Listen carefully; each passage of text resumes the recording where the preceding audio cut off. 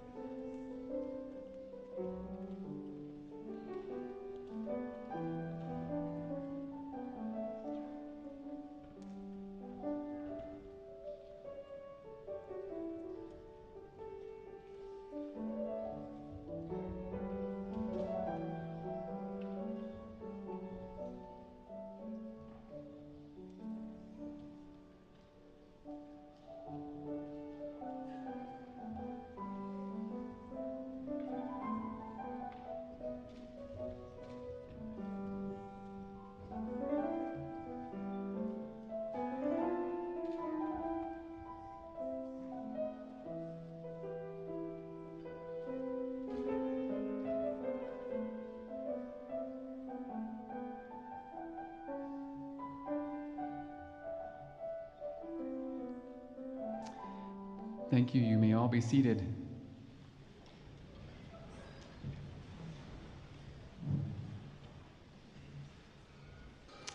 Hopefully you can see the smile on my face today, particularly as I watch and see our students walk through and see some faces I haven't seen for a little while since we've been on rotations, but it's fantastic to have you here and see you. We certainly welcome all family and friends that are here with us today as well. I'm Jared Papa. I am the PA Program Director. The ISU PA program is taught on 3 different campuses and in partnership with the College of Idaho. All campuses and both institutions are here celebrating with us today. You deserve a celebration because this day represents years of hard work and diligent study and a finite focus on the future. It also represents the support from loving family, friends, educators, and staff. So thank you all for coming and being here with us today. We are thrilled to be in a beautiful and world-class concert hall.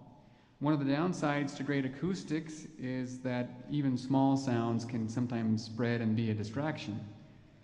So please take this time, if you will turn off your cell phones or turn them to vibrate, that will be helpful. Also, as a pediatric PA, I know that sometimes kids get the wiggles and sometimes have to let out a cry. So if any of your children or you yourself get the wiggles, feel free to step out in the rotunda to try to avoid too much distraction there. Well, I believe our students would agree with you that here in our PA program, we have some of the finest and best faculty and staff in the entire nation. Some have been with us for over 20 years. Our staff and faculty are fantastic, and I would like to recognize them for all their time and energy and effort in helping train our PA students. Faculty and staff, would you please rise?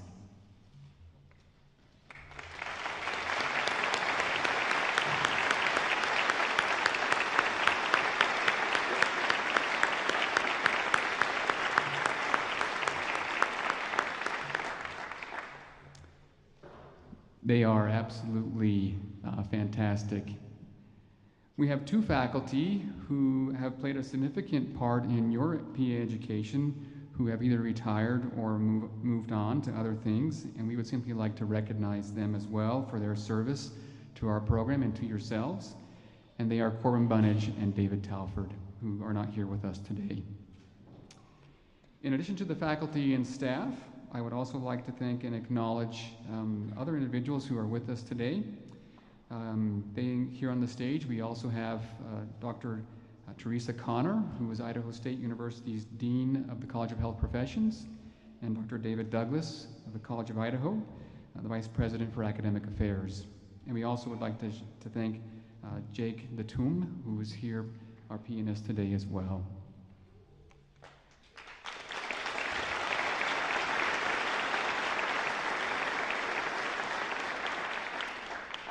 Our other distinguished guests who are on the stage will be introduced at later moments throughout the program.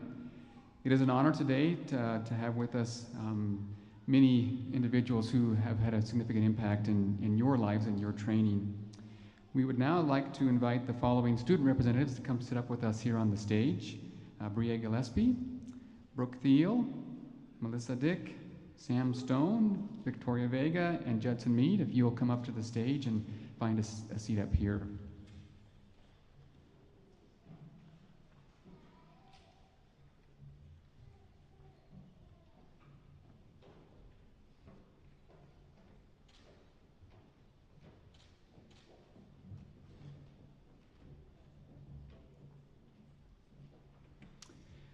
We now have the honor of hearing from two wonderful supporters of our PA program and our institutions. We will first hear from Dean Connor and then from Dr. David Douglas. Dean Connor?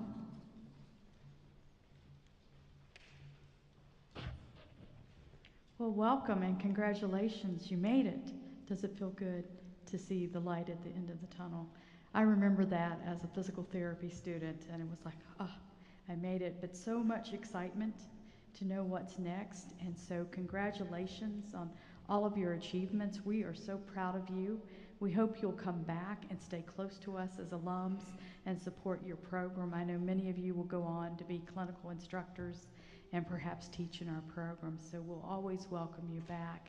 And I would be remiss if I didn't say, and I hope you will help me with this, thank your significant others, your parents, brothers, sisters, grandmothers, friends. It takes a village, doesn't it, to get through a physician assistant program. And I would say that for every day I studied as a PT student, my cat was on my lap. So to our children, our dogs, our cats, everything that it took for you to be able to get through PA school and stay sane, right? Because it's a lot of work.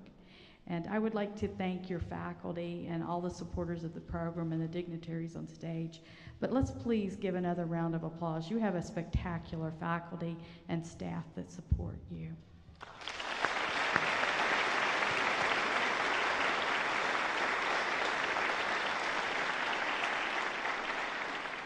I just wanted to leave you with a few words because I think we get so wrapped up in what we're doing when we're becoming our professional self. And it is so much a part of what we do, and we live it every day, and we certainly, as we're studying, it's a part of almost every hour of the day, very little sleep. But what I'd like to remind you is to think about this as just the beginning of your journey. It's not an end. We think about getting to the light at the end of the tunnel as we complete our program and go on to set for boards and certifications and what have you. But indeed, you're just beginning to write your story. And so what I would say to you is reflecting, how many times does someone ask you what you want to be when you grow up? Did you get that a lot? I got that a lot as a child. What do you want to be when you grow up? Well, what I'll tell you today is I still don't know what I want to be when I grow up. Some days I want to be a forest ranger. Other days I want to be a horticulturalist. Some days it's an attorney or a forensic anthropologist. There's so much to learn and discover, and you'll find that even within your profession. So please be open to that this is not an ending, but just a tremendous beginning for you.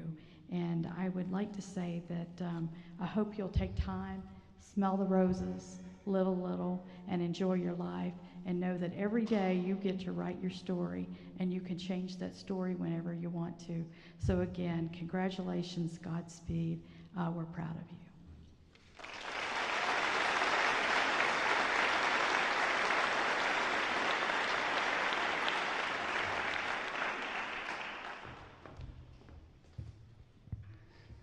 Hi folks, I'm David Douglas, and that comment that Dean Connor made having to do with thanking your pets, appreciating those that support you, made me mindful. I really want to apologize to the cohort over at the College of Idaho.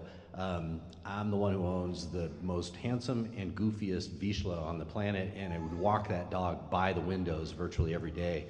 Have to take a little time out, go throw the ball. He's a very high-spirited dog. And I feel that he was staring you down through the windows, mocking you, rather. You know, you were in there working hard, doing what you do, and that Vizsla has nothing but fun. And so for all of us at the College of Idaho, just like start by acknowledging that debt. Really sorry about Tuck. He'll do better in the future. We'll walk on the side without the windows. What I had in mind to say today was, first of all, just on behalf of the College of Idaho, to acknowledge, as Dean Connor has, and Jared as well, that this is a remarkable collaboration. I don't know of another one like it in the nation. 3 different sites, 1 program, a single cohort. They're in Meridian, here in Pocatello, of course, in Caldwell, and I was so excited to come to this. Every year, it's one of the high points for me. I actually flew in from Caldwell just a bit ago.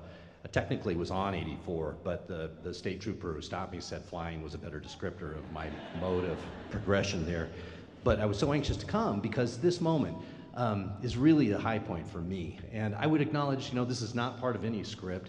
I would acknowledge, in my way of thinking, this is an historic moment. You are the first and only class, along with others nationally, who have matriculated fully, not only through your didactic year, but also your clinical rotations, entirely under a global pandemic. This has never happened before, right? I mean, you know, it has affected so many people in so many ways, but not least, your education has been entirely encompassed by the time in which COVID-19 has changed every aspect of our lives.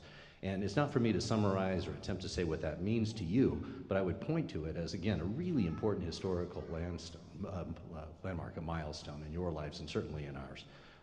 So that noticed, I would also like to say, as a way of a preface to what I really want to say, a shout out to the folks who have matriculated at the Caldwell campus, the College of Idaho. Not only do we have those who have attended all their classes there during their didactic year, but also we have in this cohort 3 undergraduate students who came out of the College of Idaho. And as most students who come out of the College of Idaho, these are extraordinarily well-rounded people. So just a shout out, not only have they managed the undergraduate degree and also this graduate degree, they represent 3 varsity sports in their undergraduate experience: men's basketball, women's volleyball, and women's soccer as well. So just a quick shout out to the Yotes. Way to go, Yotes. Yeah.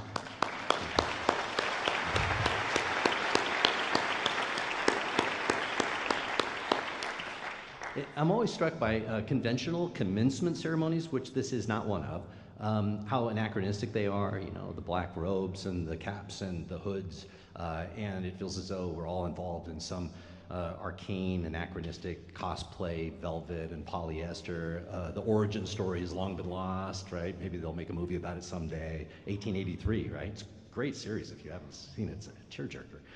The point being that this is not that, in my way of thinking. This is far superior. You know, a white coat ceremony is more realistic, less pretentious, certainly less overheated. You can breathe a little better.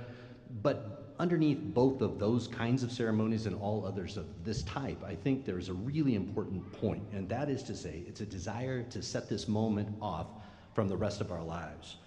It's a stratagem against time, a way of marking this achievement, your achievement, apart from the hustle and flow of the rest of your lives, right? You know, the apogees, the perigees, the arc of you know, a diver, the path of an arrow. So quickly we're turning to the next thing, right? The job, whatever comes next for you.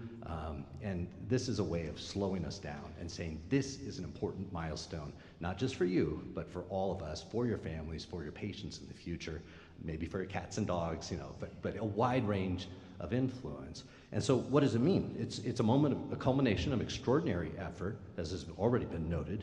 You've made an investment of time, money, effort, self-imposed stress, sleeplessness. All that will soon be forgotten. It may already have faded from your thoughts, all except for the student loans, which will serve as a reminder of your achievement for many years to come. In the main, though, your Herculean effort will soon fade. This ceremony is our effort to struggle against forgetfulness, to pin this in your memories, our insistence that your achievement matters. It's too easy to conceive of this achievement in your individual terms, which are so significant. The suffering, the contributions, your effort that I've just mentioned, but it implicates, as has been noted, your family, your friends, your community. I won't say pets again, but the fiduciary duty and the moral obligation of any medical education is not alone to the individual, but to the patients that you will serve going forward. And seen from this perspective, you're not the consumer of your education, but its product, and what remarkable products you are. In a little while, we'll have you walk across the stage and we'll shake hands, not only to illustrate the spread of contagious disease and contact dermatitis, but also so we can participate symbolically in this moment, in your achievement, in the good things that you have done and the good things that you will do in the courses of your careers to come.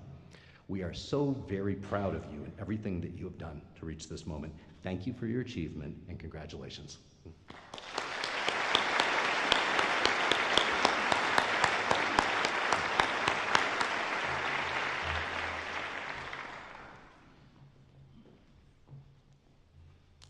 Thank you, Dr. Connor and Dr. Douglas. We certainly appreciate all of your support with the PA program and your wonderful words. We'll now move on to recognize some very influential people who make our PA program very successful. In a minute here, we'll have Bria and Brooke and Melissa come forward to announce the recipients of the 2022 Walter A. Stein Outstanding Educator Awards. Mr. Stein was the inaugural program director of this PA program. His legacy as an educator lives on in these individuals. Each year we select one physician, one PA, and one advanced practice nurse as recipients of these Outstanding Educator Awards, because we know that it takes a village to train a PA student, and it takes a team when you go out into the field to continue to take care of patients. So, Bria and Brooke, and then Melissa.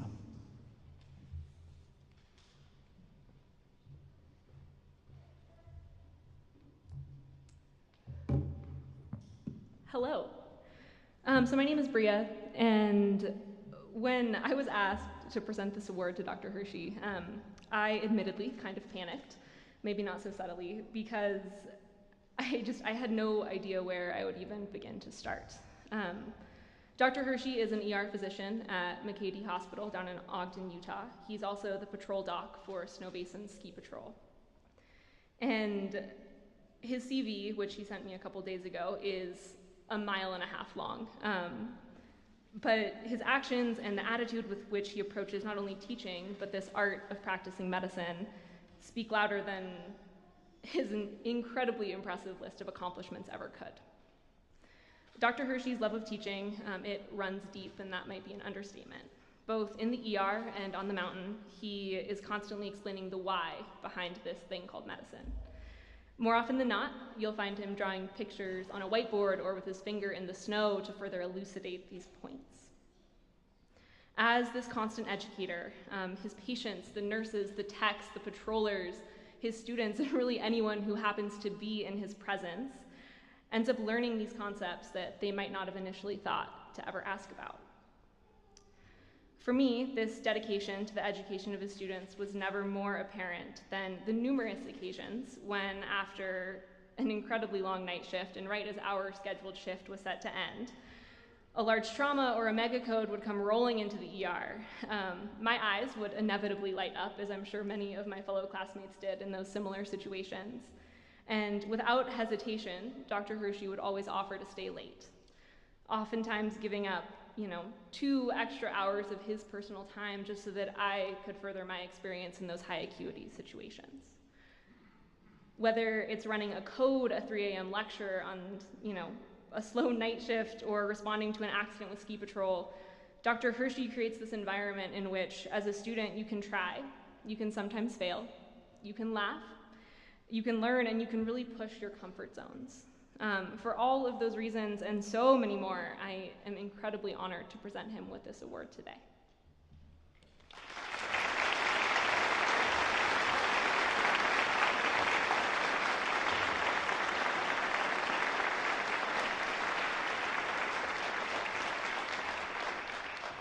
Thank you, Bria. Thank you, all of my students that I've had this year and years past here. I'm very, very grateful for that, and I'm grateful for the opportunity to have this award. Thank you so much. I love teaching. It's one of those things that just kind of spills out of my mouth when I open it. If I'm in a clinical setting, that's what happens. Each of my students know that, from QT prolongation all the way to broken femurs, whatever it is. So I'm very, very grateful for this opportunity. Thank you so much. I love being a preceptor, and I'm very, very impressed with ISU. Thank you very much.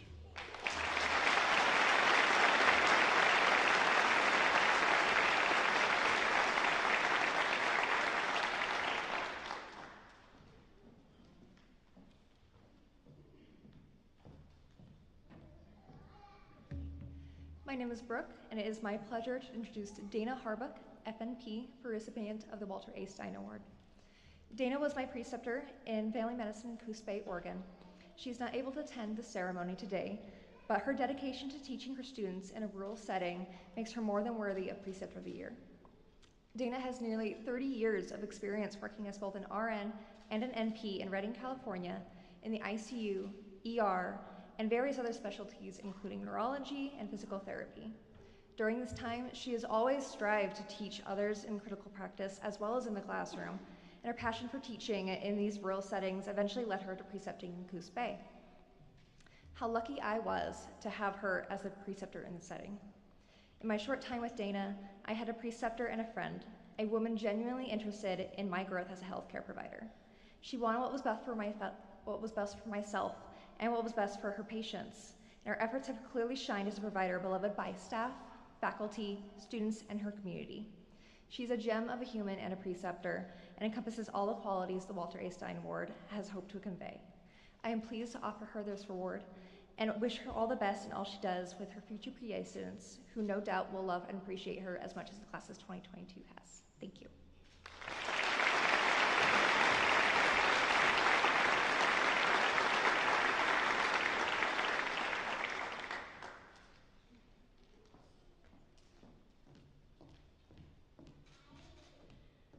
My name's Melissa Dick. The next Preceptor of the Year award goes to an Idaho State University alum. He attended PA school right here on the Pocatello campus and graduated in 2015. Starting his career in family medicine and moving into urgent care, his focus has always been on rural medicine. He started precepting PA and NP students just over the past year, and I am so, so glad he did. I had the pleasure of working alongside him in my emergency medicine rotation in Mountain Home.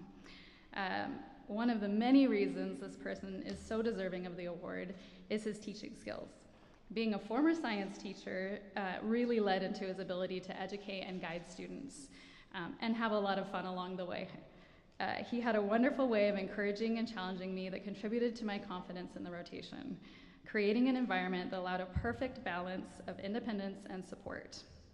I learned so many tips and techniques for treating even the most challenging of patients, and he really breaks the barrier between patient and provider, meeting each patient where they are, and really bringing this kind of fun flair and ease to every interaction. And if you ever need to get a sick kid to drink their fluids, he has the best superhero drink recipe that works wonders. I tried it on my nieces, and it was amazing, except for it was a princess juice. It was in that rotation that I thought to myself, I freaking love medicine, and I can't wait to become a PA. This person is a wonderful PA who cares about his patients immensely with a passion for the career. I truly believe we are so fortunate to have him as a preceptor for ISU. Please help me congratulate Daniel Sorensen as Outstanding Educator.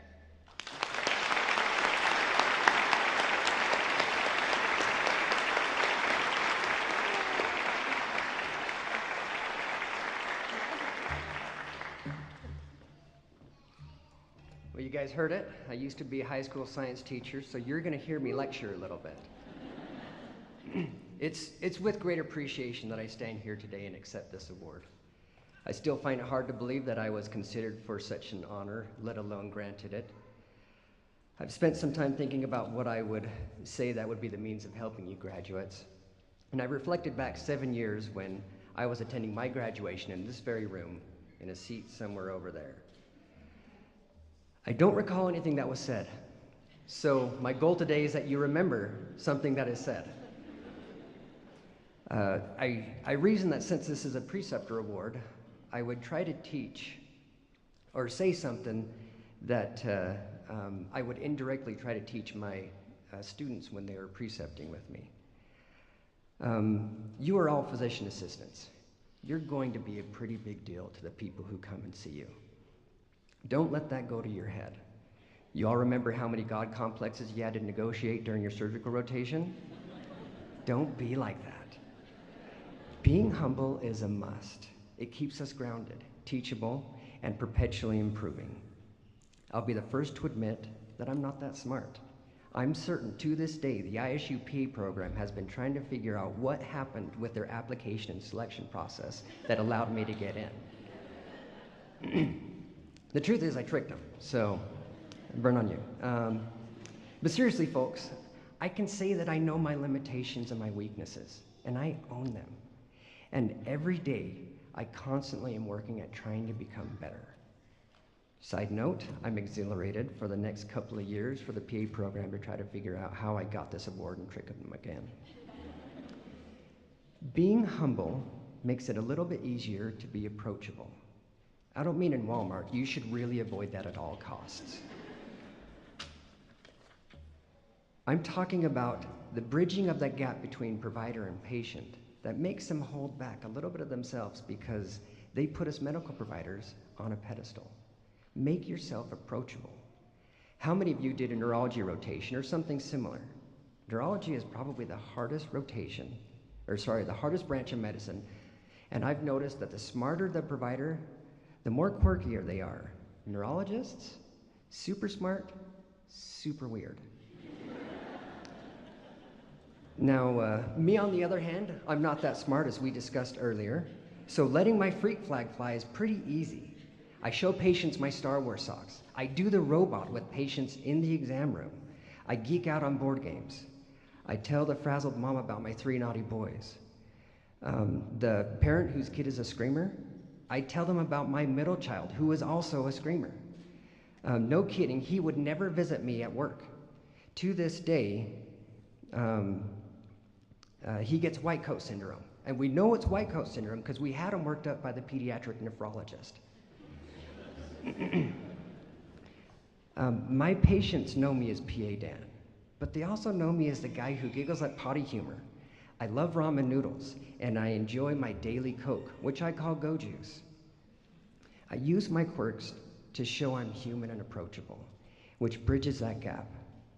Another trait I've tried to indirectly teach my students is the use of humor. During my clinicals, I was part of a trauma team responding to a Trauma 2 code where one patient had neurodeficits with a history of brain injury, and we quickly found out he was at his baseline, and he had a metal plate in his head because somebody hit him with a baseball bat. Now, with multiple providers in the room, I recklessly asked the patient, "Did you deserve it?" Wide-eyed, everybody looked at me, and then looked at him, and then me, and then back to him, and he says, "Yep, I totally deserved it." Everybody busted up laughing. I boldly asked the question that everybody was thinking, but in the heat of a multi-passenger Trauma 2 code, I was able to ground the team and bring a little levity to a high-stress situation. At work, I have a retractable name badge that says, "Don't worry, I watched a YouTube video." Imagine seeing that while I'm taking off your toenail. Like, when laying patients down for an abdominal exam, on occasions, the pillow will make a fart sound, and I'll tell the patient, "We'll act like that was the pillow." The other day, a patient broke their nose. I told them they probably shouldn't be taking elbows to the face. We had a good chuckle about it. Humor takes a difficult or a hard or a stressful situation and softens the edges. It repackages it in a nice bow and lets people laugh with you. Lastly, I try to show sympathy and, when able, empathy. I've learned very early in my practice that When people present to me, they are often at their most vulnerable and at the lowest of their lows. Sometimes we need to fix them. Sometimes patients come in, they have problems, and they just want us to say, that sucks. They don't always want us to fix it. They don't always expect us to fix it. Often, they just want validation and reassurance about the stressors and unresolved conflicts that they're experiencing. That's why many of you will reflect fondly on your obstetrics rotation with your family medicine rotation. Not a whole lot that we can do for pregnancy. They have morning sickness and GERD. That sucks. They have back pain and sciatica. That sucks. You're swelling everywhere and you feel like a beached well. That sucks. They're actively trying to push a watermelon through their pelvis. Don't tell them that sucks. You actually got to fix that. When my patients come in at their worst, I try to validate their hardships and express heartfelt condition for their plight. Everyone who comes into the clinic with hemorrhoids learns about Hermione, the hemorrhoid I got in PA school. Lacerations, I've had about 10. They don't call me Scarface for nothing. Kids projectile vomiting, I tell them about the Thanksgiving road trip of 2016. Burns, son, I used to be a chef or a cook at KFC. I know about burns. I mourn with patients that mourn. I comfort patients that stand in need of comfort. I commiserate in their hardships, and when able, I empathize. I try to stay humble, be approachable, use humor, and empathize. I do this because it makes me a better provider, and it honestly makes the patient better too. I hope that my patient interactions have spoken louder than my words to each one of my students, and I appreciated having them. ISU makes such wonderful PAs. Maybe a little partial, but I also hope that my words to you this day will resonate 7 years from now. But just to be sure, remember, surgeons have God complexes, neurologists are super weird, the OB's go-to is that sucks, and you can have positive patient outcomes with pillow farts. It was an honor to be able to speak to you guys today, and I'm thankful for this award. More importantly, I congratulate you on completing 3 years worth of medical school in 2 years during the most trying of circumstances. All of the accolades, the laurels, the accomplishments are well earned and deserved. The day is truly yours. Thank you.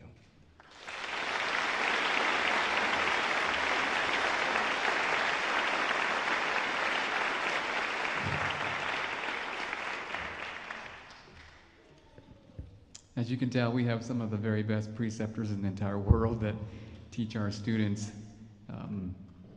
What makes it especially unique for us at this particular time is that these individuals who you heard about today, Dr. Hershey and Dana and Dan, are actually also true healthcare heroes, right?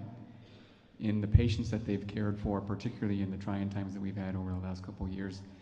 Not only that, but they've taken the extra time to train the future healthcare heroes of our nation. So we very much appreciate all that they have done. We are now honored to hear from our student speakers. We will first begin with Nick Sweet, who's not able to be here today, but we have a video we'll present from him. And then after the video, we'll be followed by Sam Stone, and Victoria Vega, and Judson Mead.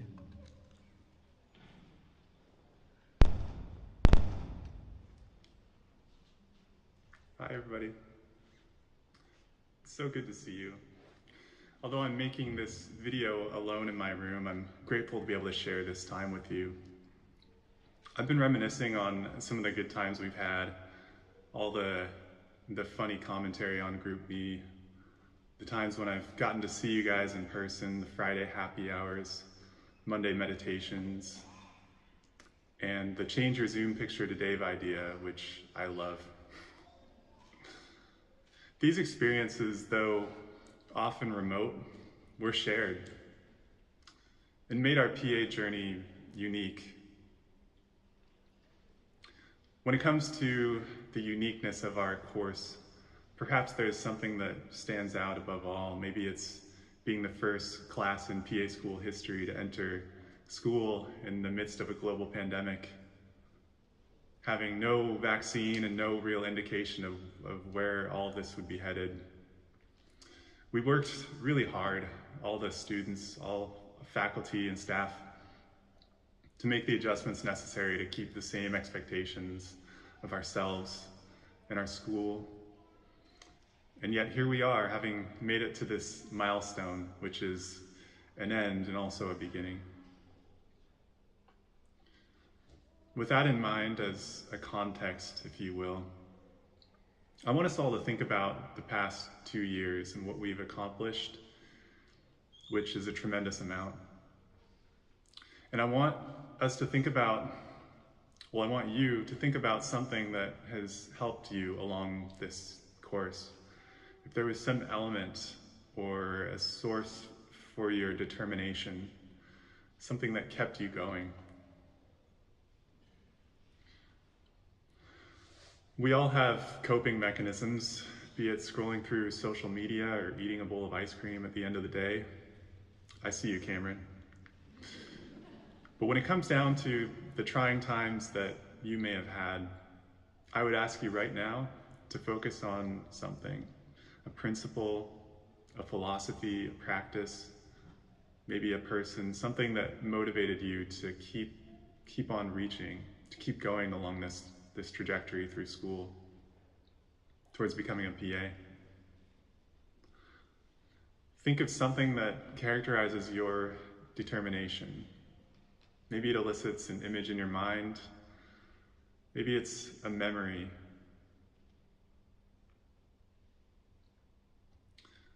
Maybe it's a moment when you realize something about yourself. What is it that characterizes your determination? If it had tangible qualities, how would it manifest for you?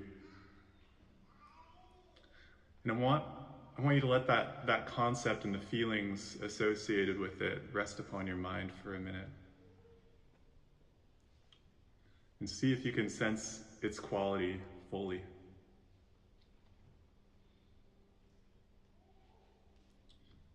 Maybe it was just a moment that stood out to you.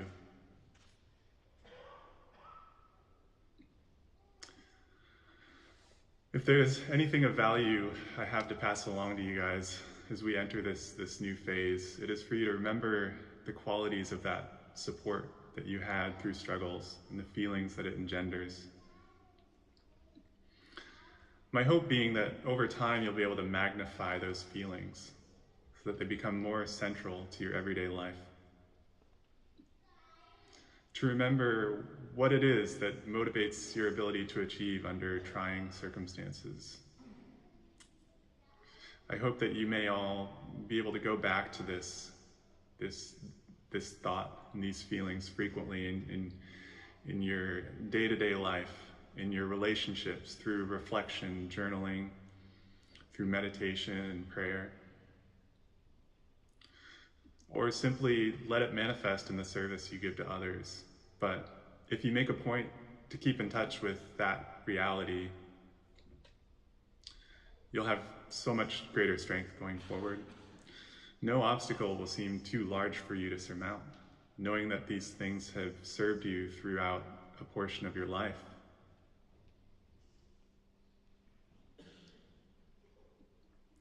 Through this process, you'll become more certain of who you are.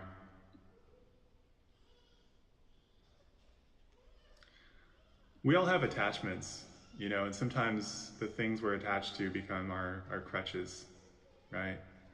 But it's the qualities that underlie these points of attachments, the support that we gain. It's the love and the comfort and the good times that stick with us regardless of any obstacle or challenge we may face. So that's in essence what I want for you all, to stay strong and to keep on achieving your goals and your dreams. Don't let anything let you down. Keep that sense of perseverance and let it guide you forward through your future. Allow it to propel you to where you want to go. I know you all have have endless potential, and I'm so excited for all of the wonderful activities that you guys will all be engaged in. I wish you all the best of luck in your endeavors, and keep in touch.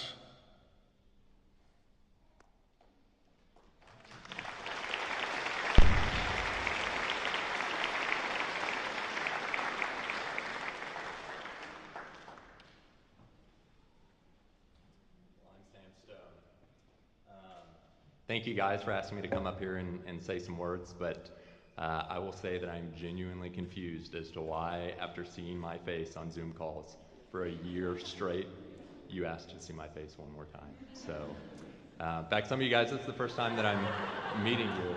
Yeah, this is it. You guys recognize me a little better now, probably. So, I know you thought you were getting away, but you got it one more time. All right, you can take that down. That was where I appeared most of the first year. So, well, I just wanted to thank you guys again for all being here and share some words that were kind of influential to me in my practice. And they came from a physician who worked at a hospital that I worked at in Dallas, and his name was Dr. Lou Portera. And he had a very simple philosophy, and it was 4 words. It was do the right thing. And I heard those many years ago, and I don't think I really learned what they truly meant until this last year. And so from what I had learned, I kind of want to share with you guys and give you some encouragement too in 3 general areas. Do the right thing means do the right thing for your patient, obviously. But I think it's more than that. I think there are a lot of good providers out there that are really good at fixing problems, but there are few providers that are good at understanding the problem. So my encouragement for you with your patients is to take the time, understand the problem, and then fix the problem. Another area where do the right thing kind of came to the forefront was with your coworkers. I'm sure you guys all worked with providers that did the right thing for the people they worked with. And sometimes that means giving help when you can, and sometimes that means taking help when you need it. And that's okay. It's okay to need help. Kind of the final area where I think do the right thing comes really strongest is with you and your family.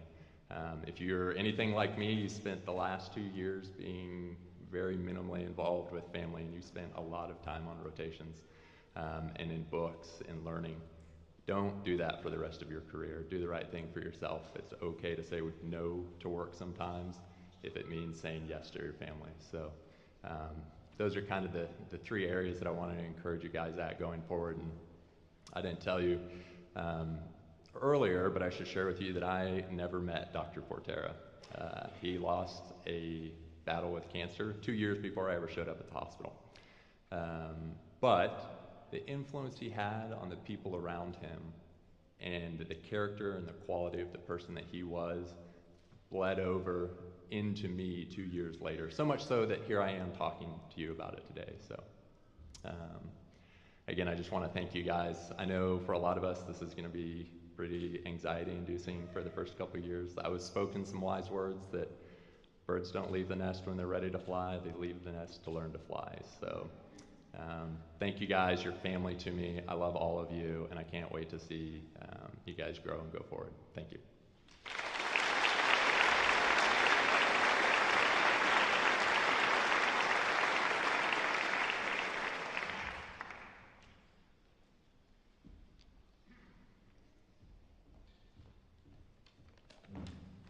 Hi, everybody. Like they said, my name is Victoria Vega, and I had the opportunity to serve as the Service Learning Officer for the Pocatello campus for the class of 2022. And I just wanted to start out by saying, holy crap, we did it. After 2 of the hardest years of our lives, we can now finally say that we're graduating from PA school and will soon be starting our careers. And I'm not sure about you guys, but there were quite a few times throughout the past couple of years that I honestly wasn't sure if I was going to make it to the finish line. My husband can attest to many, many sleepless nights of cramming, hundreds of gallons of ice cream, like Nick said, several crying sessions, and constant self-doubt. So now is probably a good time as any to thank my husband, as well as all of the other spouses, family, friends, partners, and faculty that have helped us get to this point. Thank you all so, so much. We truly would not have been able to do this without you. Let's give them another round of applause.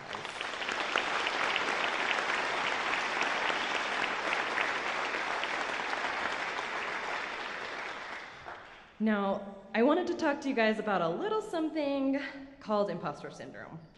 So I know imposter syndrome very well, but for those of you who don't know what imposter syndrome is defined as the persistent inability to believe that one's success is deserved or has been legitimately achieved as a result of one's own efforts or skills. And I know we all feel some semblance of imposter syndrome as PE students, but boy, did I find out how real this is the past couple of years.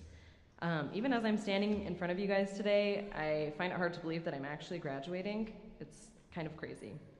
But I think the best way to describe imposter syndrome is like an annoying little fly buzzing in our ears, constantly telling us that we aren't good enough and that we don't deserve success. And even though at times I may start to believe this is true, I'm here to tell you today that it is not. We went through 2 fast-paced, grueling years and spent many hours in the classroom that prove that we are worthy to be here today. And I'm sure our faculty members, friends, and family would all agree with that fact. So, now I want you to get out your metaphorical fly swatters and smack that annoying little fly as far away from yourselves as you possibly can. Brene Brown has a quote that I feel perfectly illustrates the goal of this speech. She says, quote, "Stop walking through the world looking for confirmation that you don't belong. You will always find it because you've made that your mission. Stop scouring people's faces for evidence that you're not enough. You will always find it because you've made that your goal. True belonging and self-worth are not goods. We don't negotiate their value with the world. The truth about who we are lives in our hearts. Our call to courage is to protect our wild heart against constant evaluation, especially our own. No one belongs here more than you." End quote. I wanted to share this quote because I think this demonstrates that we really are our own worst critics. You know, there may always be someone out there who's smarter than you, who got a better score on their pants than you, who makes more money than you, and I could go on and on. But the basic message is this: you belong here. We all belong here. Starting today, we need to carry this belief in our hearts and make this our mantra.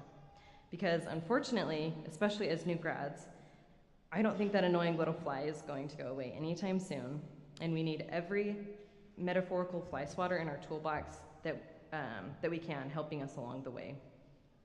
I think one of the ways that we can combat that annoying little fly is by taking the time to truly care for ourselves and pour love into ourselves first. Kind of how Sam was saying, you know, into ourselves and into our family. We need to start believing in ourselves day in and day out, because everyone is around us is rooting for us. It is time that we start rooting for ourselves too. We need to show our worst critics that we matter, and we deserve the success that we have worked so hard for. I will say it one more time: you belong here. To the class of 2022, thank you all so much. From the bottom of my heart, I'm so grateful to each and every one of you, and congratulations.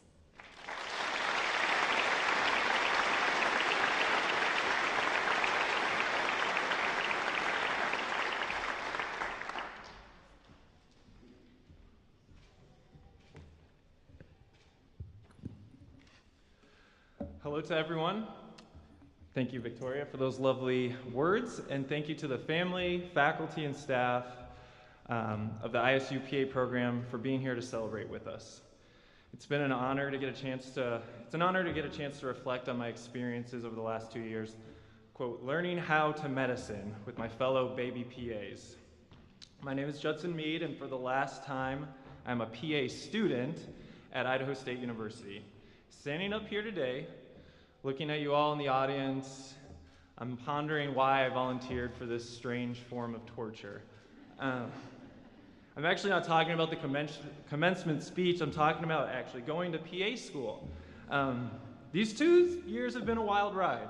There's been ups and downs, trials and tribulations, and so many PowerPoint lectures. There's actually a movement to try to change the first year, which is called didactic year, to simply death by PowerPoints. Dave Martin, I love you, but when you start appearing in my dreams asking what percentage of men with testicular cancer are born with cryptorchidism, something has gone wrong. But I do want to thank the faculty of the program for being our PA Sherpas. You really made the ISU PA program feel like a family. I will look fondly on those times chatting with Jeff Johnson about things ranging from colorful emergency room stories to the evidence supporting the existence of aliens. We even had many spirited debates on light topics such as gun control, COVID, and abortions. During our debates, I would think to myself, yes, this is what family feels like. If I were to pick one word to describe my process to become a PA, I would pick humbling. Dan, thanks. You did a lot of the legwork for me. So I'm going to try to explain it, but he already set me up well for it. So I'll try to explain. For me, and I'm sure for many fellow classmates, getting to today was a long road. I mean, a long road. I had hardships in undergrad, jobs that didn't make me happy, post-bac classes, and application rejection letters were abound for me. But then I got into ISU, and suddenly everything in the world was right for a moment. Because it turns out PA school is pretty tough, guys. It's a 24-month, 7 days a week, 24 hours a day, constant grind of studying and working and just trying to survive to the next test and not make a complete fool of yourself in front of your clinical preceptor. Just when you're feeling confident, the surgeon you're working with asks you a question about a HIDA scan of the gallbladder, and you start talking about playing hide and seek with your niece just to distract them from the fact that you don't remember what HIDA actually stands for. Humbling moment, humbling moment. But it's okay, because medicine is hard. It's not just the glut of information you're required to learn. It's hard because we treat people, not diseases. And human beings are complicated. You must practice shared decision-making, listen to your patient, make them feel heard, even when they're telling you an incredibly detailed story that is inconsequential to their 15-minute appointment about chronic wrist pain, and you have 10 more patients to see in 3 hours, and no charts are done, and that's when the humility again kicks in, and you remember, I only need to be here right now for my patient. Medicine is hard, and inevitably you will doubt yourself. But I, for one, and I'm guessing all the people sitting here with me today, decided to follow their hearts into medicine, not because it's easy, but because it is hard. As Tom Hanks says in A League of Their Own, if it was easy, everyone would do it. The hard is what makes it great. And there were many great moments over the last 2 years. The thrill of walking into an exam room to meet my first ever patient, assisting in an aortic dissection repair and open heart surgery, acing a diagnosis and nailing the treatment plan during an emergency medicine rotation. These moments make you feel like $1 million, and even if it's just for the briefest of moments, you think, holy hell, I love this, and I can do this. I can be a PA. So when I say PA school was humbling, I mean that it taught me that while this profession will be challenging and it'll push me to my limits, I also understand that it's okay, and yes, I can do this. And without a doubt, I know my fellow classmates can as well. I have 3 goals I want to talk to you for my 2022 PA class. First goal, right off the bat, let's get 100% on that pass rate. Pass rate, we got this. Clap it up. I have supreme confidence. You guys, we're gonna kill it. Number 2, stay connected to each other. We just went through one of, if not the most difficult journeys of our lives. And we did it together. We built a special community here. Appreciate it, nurture it. And as far as I'm concerned, you guys are my blood brothers and sisters for the rest of my life. If any of you need help, be it consulting on a difficult patient, talking about burnout, or you can't decide whether to go buy Danskos or Hokas for your hospital shoes, I'm free. Call me anytime, day or night. I wouldn't have made it through this program without you guys. And my last goal for you is to continue to live a rich life that will make you feel proud. The ancient philosophy of Stoicism, there's a saying, it's memento mori, which is essentially remember that one day you too will die. We have only a short time in this world, so live it full and live it gloriously. I'm so proud to be a part of this group. You are all an all-star team of incredibly smart, kind, and compassionate individuals. You all inspire me to be a better PA and a better human, and I know that you all will have sensational careers and live successful, meaningful lives. Lastly, I want to quickly thank my parents and sisters for supporting me I don't have an opportunity, I don't know to do this ever, so I want to thank them for getting me through PA school and helping me guide me to being the person I am today. I'm so proud to be part of our loving, quirky family with just a pinch of dysfunctionality, as they all do. To my girlfriend, Taylor, you know more than anyone about the triumphs and challenges I faced over the past year. You've been my rock, and I couldn't have done it without you. I think I speak for the entire class that you all, our families, partners, friends, were essential anchors in holding us together throughout this chaotic storm that we call PA school. Congrats to the class of 2022. Can't wait to celebrate with you guys. Thanks.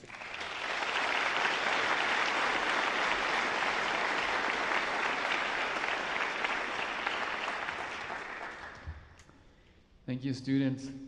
I think you can see why they've left an impact on each one of us and a lasting impression on each one of us. As Judson said, your class really is a whole list of all-stars. Just the capacity and things you've been able to do and accomplish over the last couple of years. It's now actually my privilege to introduce another all-star as part of our PA program, and that's one of our medical directors, Dr. Dick Anstead. Dr. Anstead has served on literally hundreds of humanitarian service missions, and in fact, it is his passion for medical service missions that actually introduced our PA program to international medical service opportunities that we provide in various areas. So I will now give the time over to Dr. Anstead.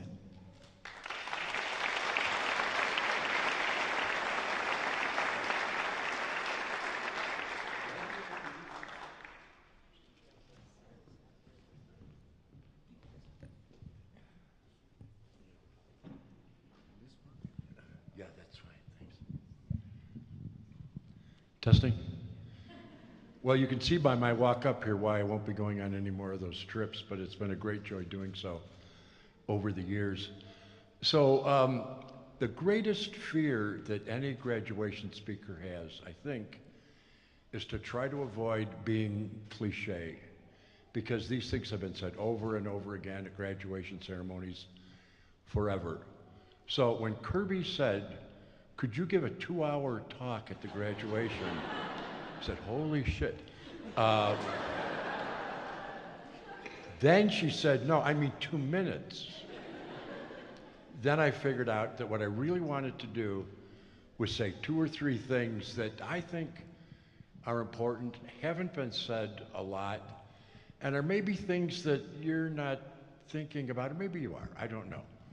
So the first one is I would like to challenge a paradigm. And many of you probably have, I did when I started school, and that was that you're basically being trained to become a disease detective. And what you've been learning for the last 2 years is how to think about presentations, think about symptoms, come up with a diagnosis, test the diagnosis, etc. That's a model that works pretty well for medicine, in my mind, at its most simple, basic, boring state. Well, I want to change the paradigm a little bit for you at least to consider, and that is that what medicine really is a privilege to do something that very, very few people are given the privilege to do. And that's enter somebody's mind and also for Dr. McCluskey, enter their body as well. And that's something people don't let you do unless they trust you to do it right and to do it well. So think about this idea of every opportunity, every sore throat, every backache, every pimple is really an invitation to get to know somebody. You're going to get to know them in a way that's far, far different from the way people typically know each other. But they're letting you know them because they want you to help them. They want you to do something for them. Point number one. Point number two, one of the casualties of medical and PA school training is that you become so dedicated to the learning of your trade that you don't give justice to the rest of the world out there. And why does that matter? Because if you're going to engage people, previous speaker said you can engage people with humor, and I couldn't agree more. But you can also engage people by having common knowledge of things. If you find out that your patient just moved, you're in Boise and your patient just moved from Salt Lake, and you know a little bit about Salt Lake, and you know there's this incredible pancake house on the corner of whatever and whatever, and you say, did you ever go to that pancake house on the corner of whatever and whatever in Salt Lake? That's my favorite place. And all of a sudden, you've got somebody who knows that you're a human being, you're not a disease detective only, and they're probably going to want to share things with you because they see you as part of a larger group of people than just provider-patient relationship. I'm almost done, Kirby. The last thing, and pants doesn't count in this comment. The last thing I want to say, and it's really a serious comment, is that for maybe the first time in your life, you are going to find out that learning is fun. You know, you make faces like, how could learning be fun? It's been eating me alive for 2 years. It's been eating me alive for 6 years. When you stop being tested, and the purpose of your learning is to prove to somebody that you pass a test, or you're smarter than your classmates, or whatever it is, and you go to, I am learning this stuff because Mary Smith came in, and I don't know what's wrong with her, and I got to figure it out, learning becomes fun. That's it. I don't want to say anything more that it'll end up sounding like a cliche or what have you. So I love this class. That's a cliche. That's true. I love this. I'm looking at these guys right here. I love these guys. I pray to God that we stay connected. I believe we will. And I'm going to hand it over to somebody else.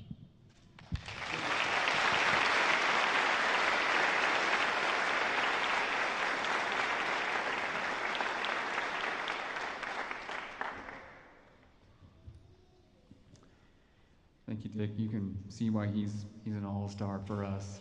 We're glad to have him on our team.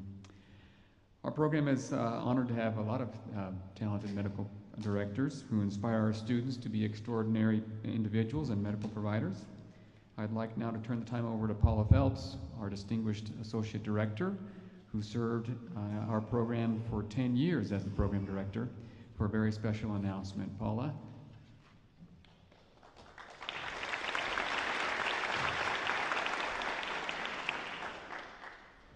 Hello, everyone. Each day when I wake up, I write down what I'm grateful for. I would like to share with you what I wrote down this morning. I'm grateful for the 74 students who are graduating today, their families and support systems, a chance to pause and celebrate the hard work and dedication that brought all of us here today. And I'm thankful for the Dr. McCluskey family who has been serving patients in Idaho, Texas, and Georgia for over 100 years. Dr. David McCluskey II is our current Pocatello Medical Director, and his son, John McCluskey, is a graduate of our PA program from the class of 2014 and practices in Texas. His other son, Dr. David McCluskey III, who practices in Ketchum, Idaho, will become our new medical director. Not to mention, there were 2 other Dr. McCluskey's in their family, Dr. Albert McCluskey, who started his practice in Buell, Idaho in 1908, and Dr. David McCluskey I, who was a general surgeon in South Central Idaho, just like his son and grandson. That's a lot of McCluskey's. And sometimes it gets confusing, so how will you know which Dr. McCluskey I'm referring to? Well, not long ago, I was on a Zoom call with the Drs. McCluskey 2 and 3, and I asked how to keep them straight when addressing them. We agreed upon the nomenclature that Dr. McCluskey II would be referred to as Dr. McCluskey, and his physician's son is Dr. Dave. So I will use that language too.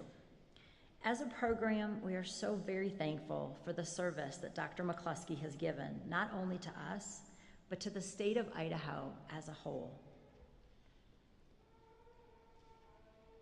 Sometimes I get verklempt. I'll try not to cry. He is one of the most generous, kind, and patient-centered physicians I have ever known. Here are just some of his accomplishments. Dr. McCluskey has been part of the ISU PA program for as long as I have. That's 27 years. The first class, he was the preceptor for our students, and shortly after became the medical director. He graduated from Northwestern University Feinberg School of Medicine in 1976, completed his surgical internship and surgical residency from 1977 to 1982, and has practiced as a general surgeon in Twin Falls, Idaho since then. He also now practices in Ketchum with his son, Dr. Dave. He was the chair of the Idaho Board of Medicine and worked closely with practicing PAs to develop the regulation in Idaho that allows us to own our own practices. This is very unusual in this country. In the early 2000s, he created a list of talking points on why PAs in Idaho are such a great return on investment. And then he went and he talked to all of the legislators about us and about our program.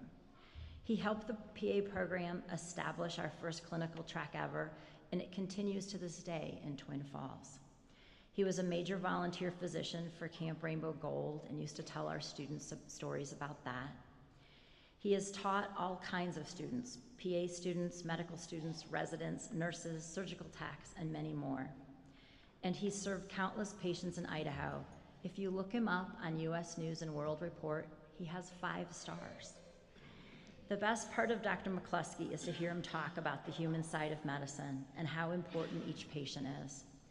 Let us all be inspired by him, because when we serve patients and show each person how we care about them, we too will be able to say his words.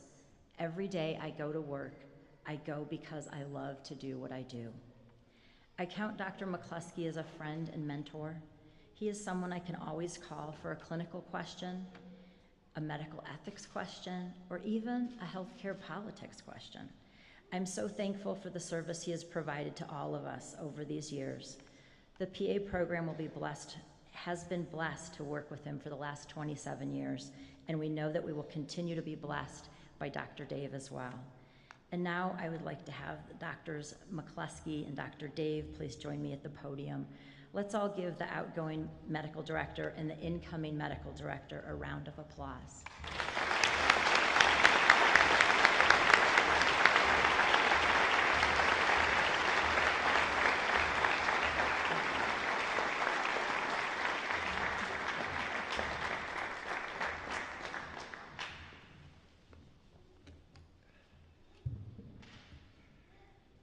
Well, it's a real honor and a pleasure to be here to speak to all of you today. They've already told all of the things that I was going to mention. I was the first medical director of your program, and we helped start the track program in Twin Falls. One of the exciting things about the students that came, they were able to work with me in what we call the free clinic in Twin Falls. And during my time with those students that were there, we saw over 4,000 patients, gave them free care at the Wellness Tree Clinic, which is the free clinic in Twin Falls, which was a really exciting thing to do.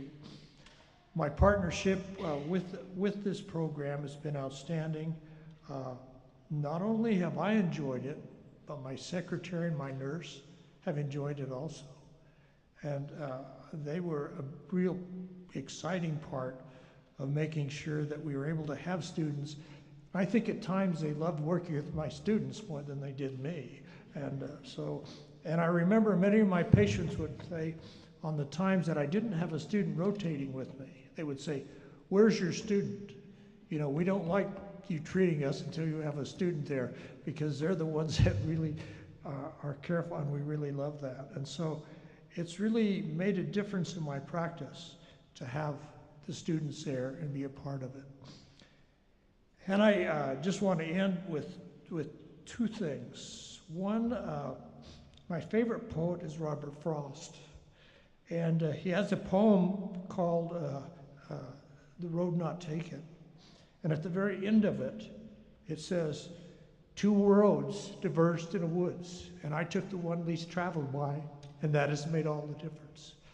That is the road that you are taking, because it's not easy to go down the road that you're going down, because of all the hard work that you went through, the long hours and nights of study, the toughest courses in education, organic chemistry and general chemistry, and physics and advanced health sciences. And then you have that board exam that you've got to pass because somebody wants to give you your license, and you have to do that. It's a very tough road to take, but I know you'll all make it and do well. And finally, I want to leave you with one of the messages that I think is most important to my life was Albert Schweitzer had a jungle hospital.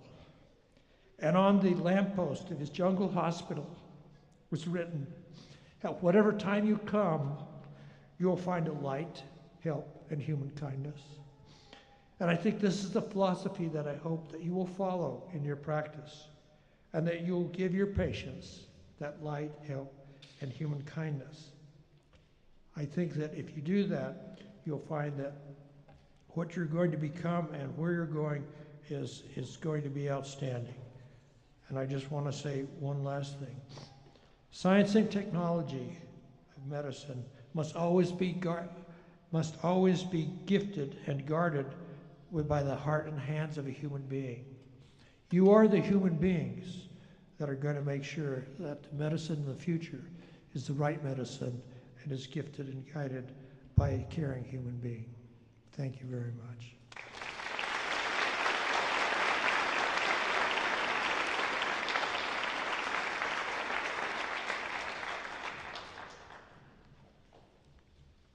I'm kind of chopped liver up here. It's usually the case when fourth generation anything comes up, but I'm very honored to be here, and if you all don't mind, I'm going to be just a touch emotional. Dad's right when he says he does this job because he loves it, and it's hard to see him kind of move on. But I'm going to say this. As the older son, my job has always been to kind of be Dad's, Dad being Bart Simpson, and I'm kind of like the comic book guy. I'm the guy that says, "Well, actually, Dad, here's the deal." My favorite story on that comes from a time when I was in the middle of my practice. It was probably about 10 years ago before I moved to Wood River and started practicing with him in Wood River, which has been just an absolute joy. And if anyone has an opportunity to work with their parents or have that just awesome opportunity, you should take it. But he called me one night. I was in Atlanta, and many of you may not know this. I'm a surgical surgeon. I did residency at Emory. Emory has the Level 1 Trauma Center in Atlanta, Grady Hospital. It's kind of a famous Level 1 trauma center, and I learned a lot there, right? And so Dad was doing trauma call in Wood River, which we didn't traditionally have to do so much trauma, in Magic Valley or at the Twin Falls Clinic where we originally worked, but in Wood River, our Level 4 trauma center. And so he called me one night and said, "I've got this patient who had a gunshot wound to the colon, and I want to run this plan by you real quick, just make sure it's okay."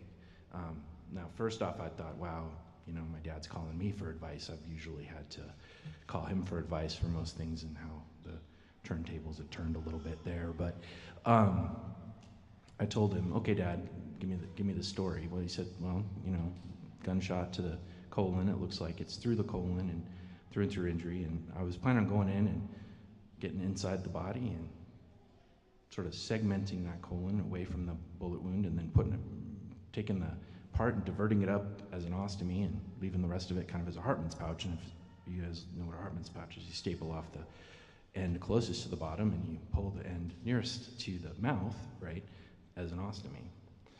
I'm like, well, okay, let me look this up, because I haven't been doing trauma. I was a general surgeon at Emory, but I hadn't been doing trauma a lot because I did my training at Grady, but it didn't finish there. I was an attending at Emory at the time. And so I pull out my, umbrella systematic review, retrospective, case study, and read it to him. And it says, in situations like the one he mentioned, the best idea is to do a primary repair at one stage, meaning you put it back together. And the ostomy approach is, literally, I read this to my dad, of historic interest only. And so, not knowing that I was going to read the words of historic interest, my dad actually gets a kick out of this, right, that I called him of historic interest only. But, and at that time, certainly not. But that was the comic book guy. Well, actually, Dad, you're going to do it this way.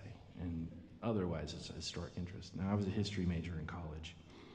And the term and turn of phrase, historic interest, has always been kind of fascinating to me. I think my dad's kind of toying with me even now.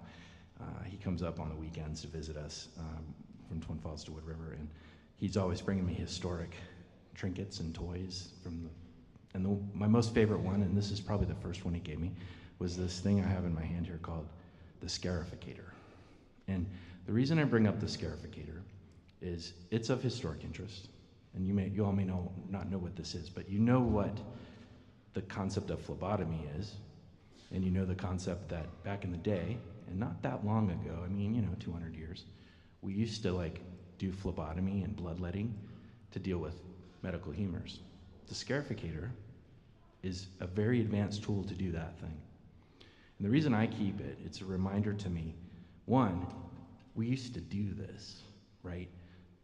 Medicine, the house of medicine, the house of healthcare, used to believe that this was the way you treated just about everything.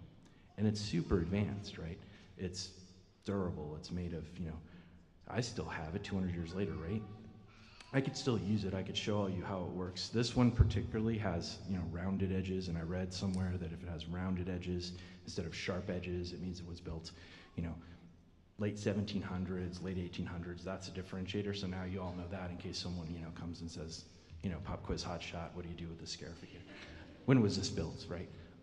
But the point is that this was wrong. We spent an entire paradigm of medicine doing this thing, and it was wrong. And there's generations of people that thought this was what you're supposed to do. And it's always a reminder to me that I think there's scarificators that exist currently, and I need to remember that. So not everything that I do or have been doing or have doing is right? So even what I do now might be of historic interest. The other thing this reminds me is there are a lot of people that made this irrelevant, right? A lot of work that it took for people to go and say, hey, phlebotomy's not actually the way we need to be treating people. We need to be doing other things. That didn't just happen, right? History doesn't just happen.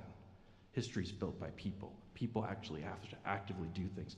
This institution didn't just pop up out of nowhere. This program didn't just pop out of nowhere.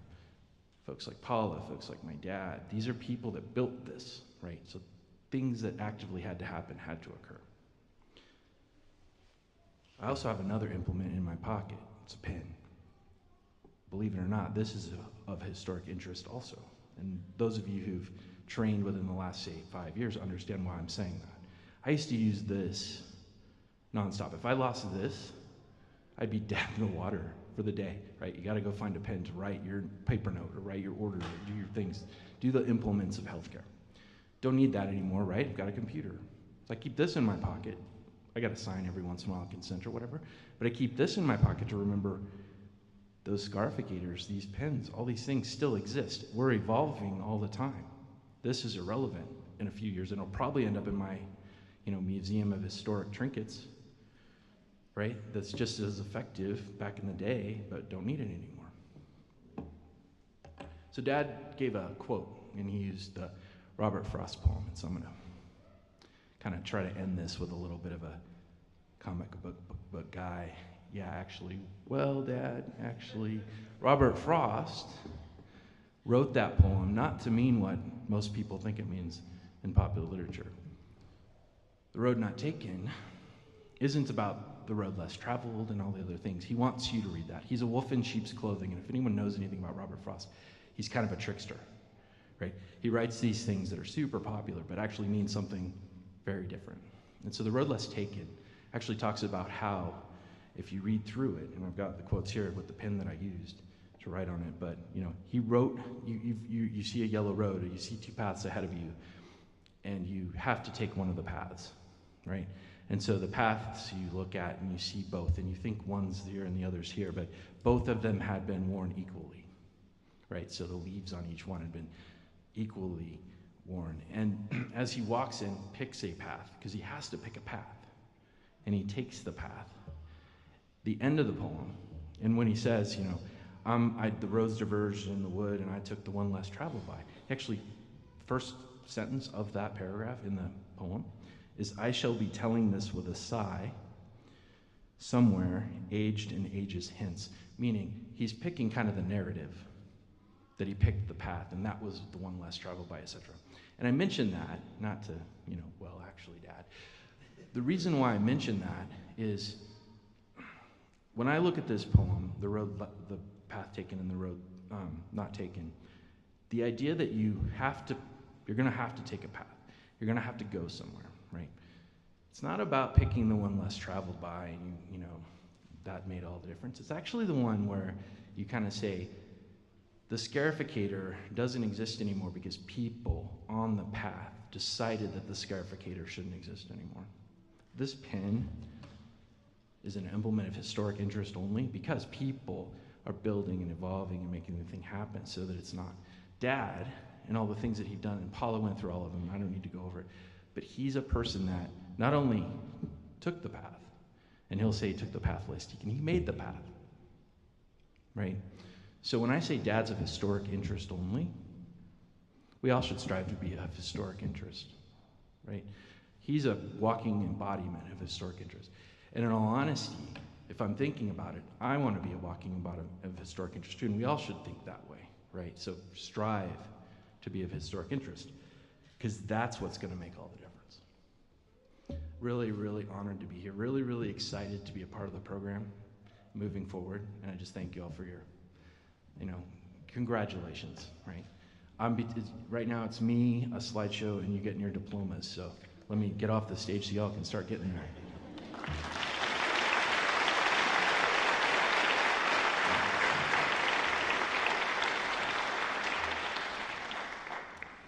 It truly has been an honor to have Dr. McCluskey as our medical director for so many years, and you hear all the accolades. If we actually had a Mount Rushmore of the PA program, Dr. McCluskey's face would be on that Mount Rushmore. We welcome Dr. Dave as our now medical director, and we appreciate all the time and energy the McCluskey family has put into our PA program, and we look forward to working together in the future. All right, I'm going to actually have the students who are up here on the stage come back down to their seats so they can get a close-up view, a front seat view of this next item, which is basically we're going to do our slideshow for the students. So let's go to the slideshow at this point.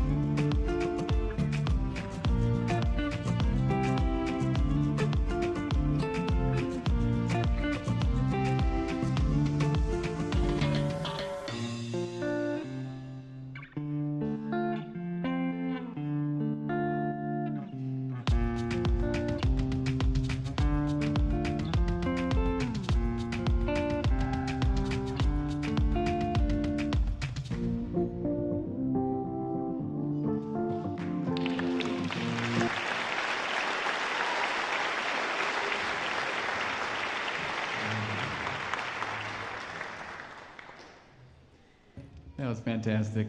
Thank you for the great memories and all the hard work, but also some of the fun times there too. And now, what you've all been waiting for, let's move on to receiving your certificate and academic degrees. You may wonder why there's these two things, a certificate and academic degree. Well, we provide a certificate because it's of historical significance, that's what the original PAs received. As you know, PAs started out from medics from the Vietnam War, and in order to advance their skills, they then went to PA school and received a certificate. As things have progressed, we've evolved and now also provide a degree from the institution. We also tie into this little celebration the white coat, and I'd just like to share a quick message on the white coat. This is actually something that's been going on for decades of time for providers. Dr. Mark Hotcher, physician, wrote an article called The Doctor's White Coat, and he confirms how patients see the white coat as a cloak of compassion and a symbol of caring, and how they expect to receive care from the person approaching them in medicine. So today, you will also receive a donning of a white coat. And each time you put that white coat on, please remember that it is a cloak of compassion towards your patients. All right, audience, if you'll hold your applause until all graduates have gone through and are back in their seats, we will proceed with the donning of the white coats. We will now have Don Lewis come up, who will announce each student at a time.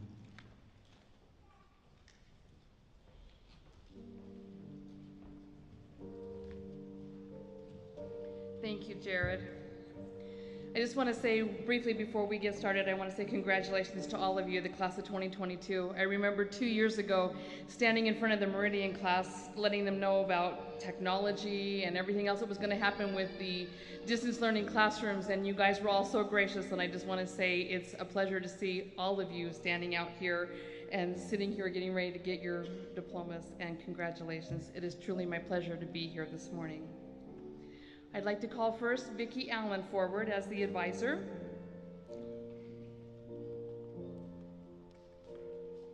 And our first student, Bria Marie Gillespie.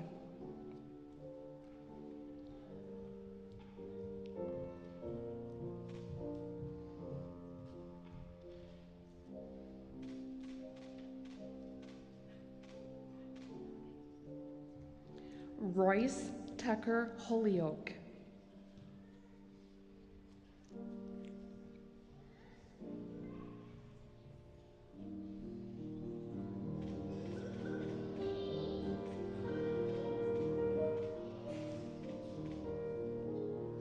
Christina Michelle Mayoni.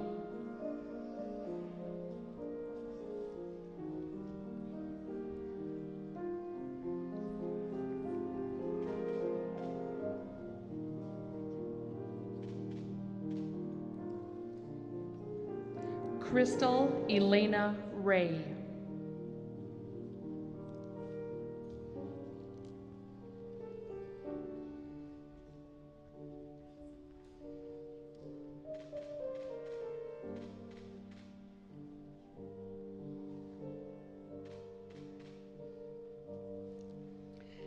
Jalen Montiev.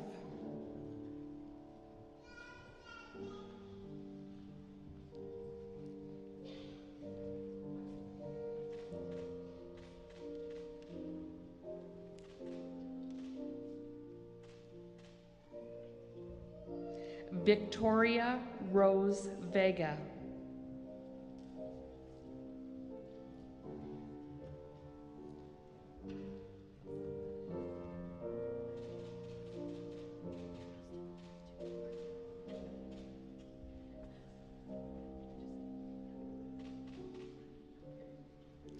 Dakota David Wilson.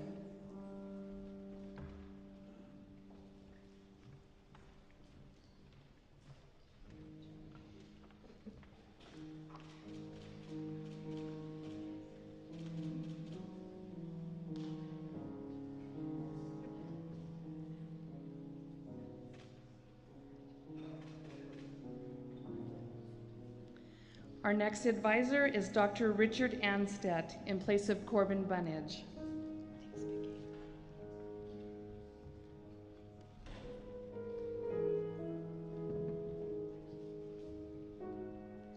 Kira Marie Daly.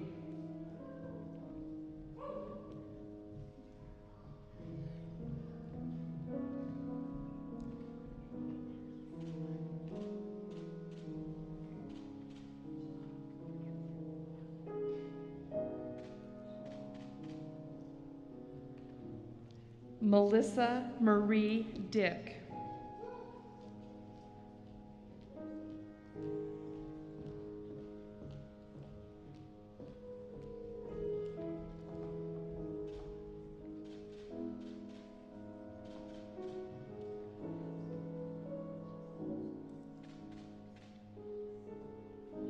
Samantha Michelle Hart.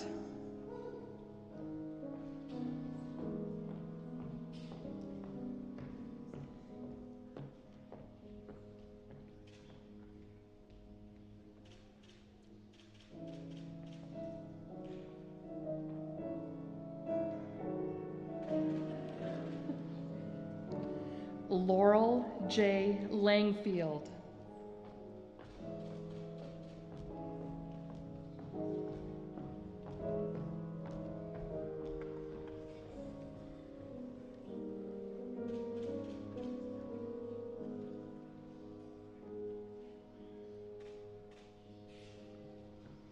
Alexandria Renee McCune.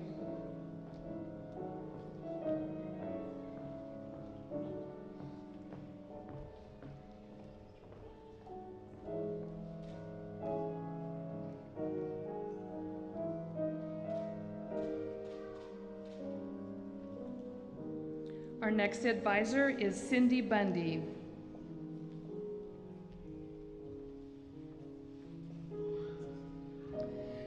Brian Michael Desmond.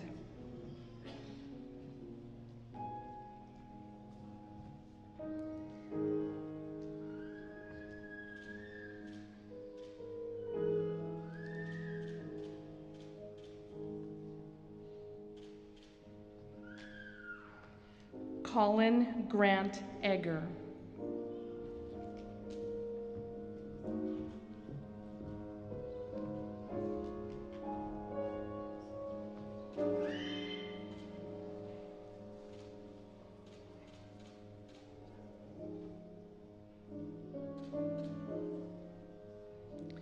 Susan Alexander Hartman.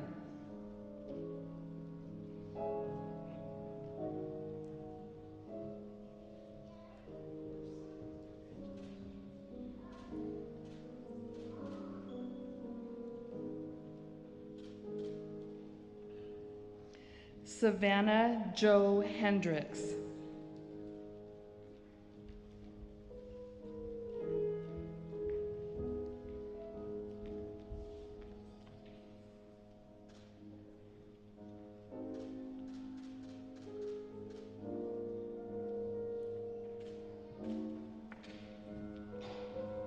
Natalie Mae McPherson.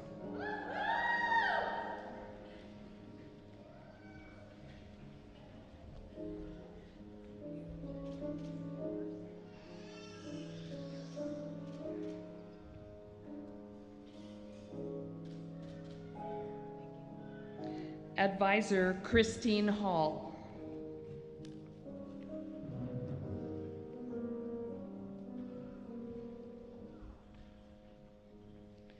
Megan Elizabeth Fogel.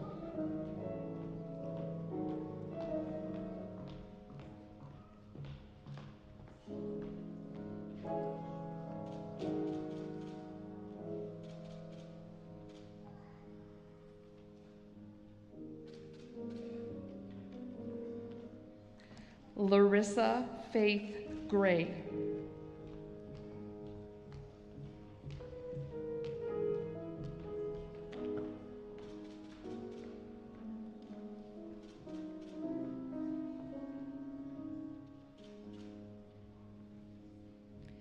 Erin Suzanne Hagan.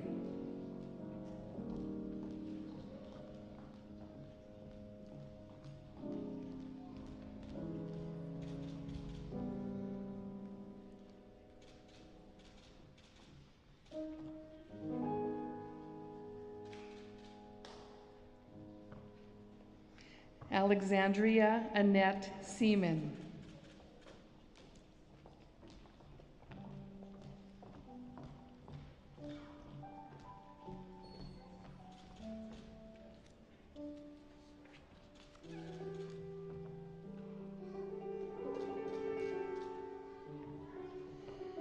Brooke Caitlin Thiel.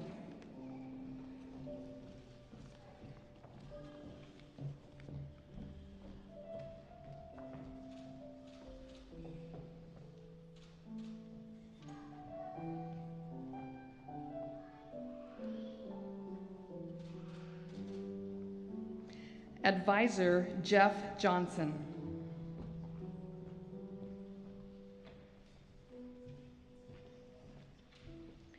Kevin Patrick Field.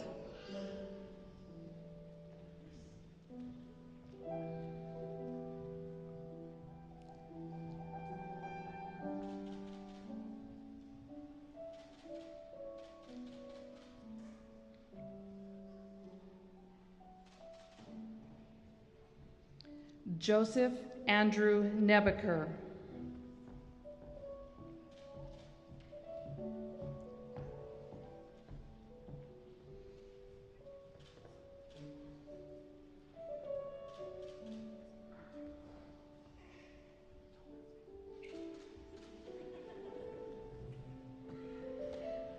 Kelsey Ann Ropa.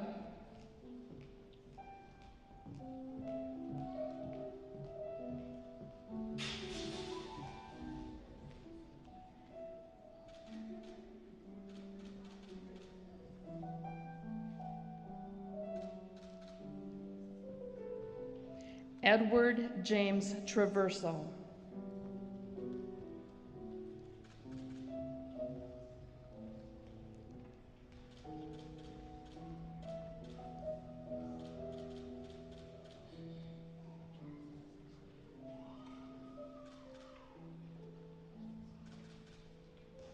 Advisor Dave Martin.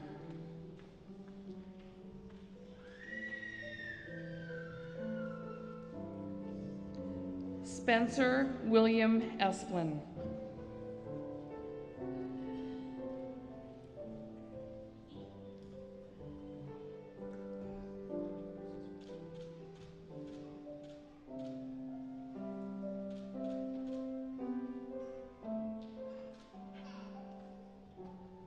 Heather Lynn Halverson.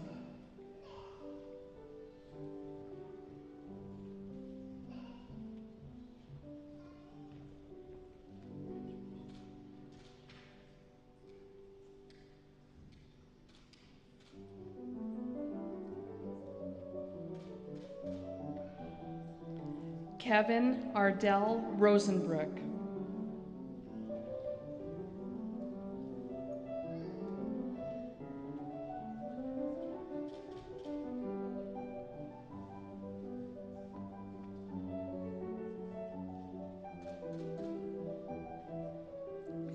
Emily Virts.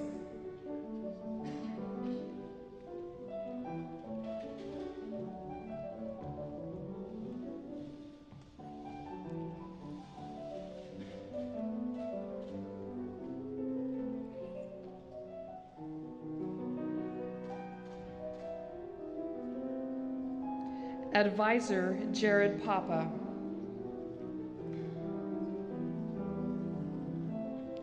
Dirk Kenneth Basket.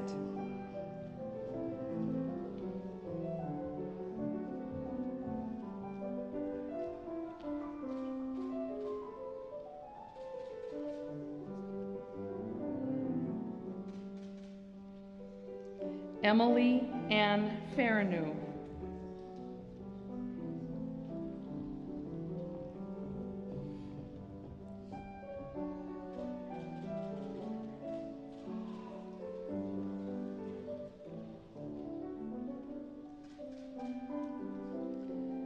Judson Robert Mead.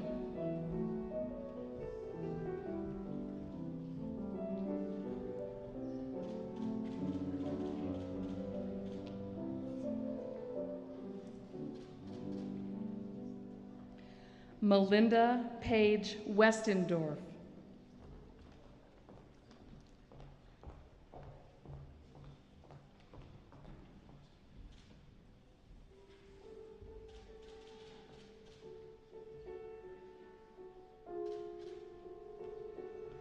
Advisor Paula Phelps.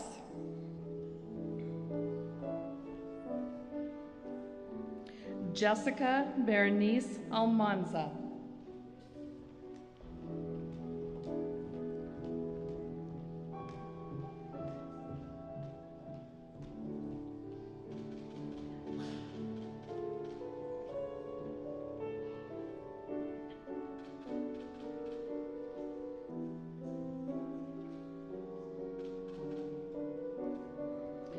Ty Banta.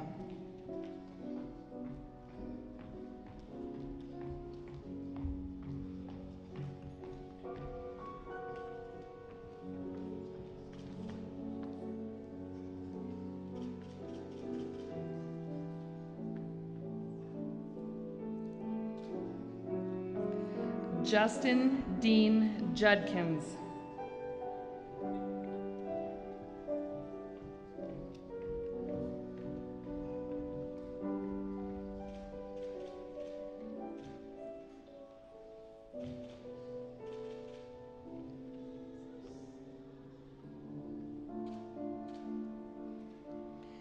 Tanner Richard Smith.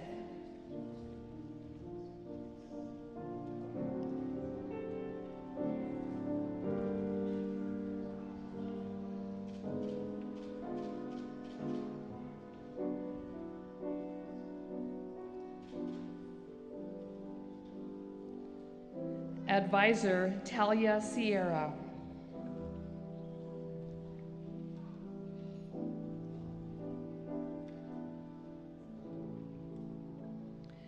Patrick Michael Abel.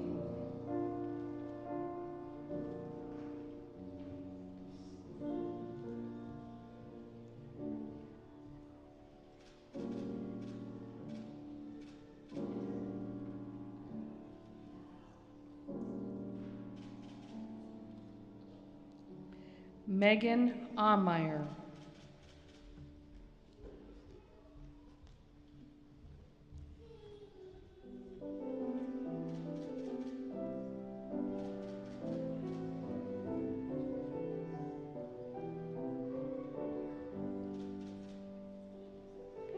Ellie Noel Fox.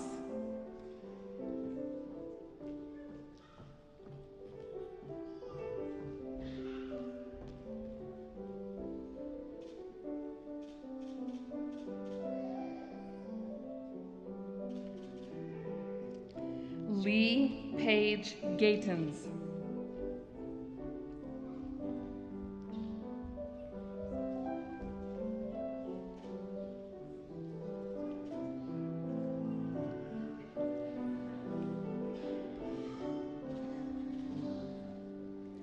Morgan Keck.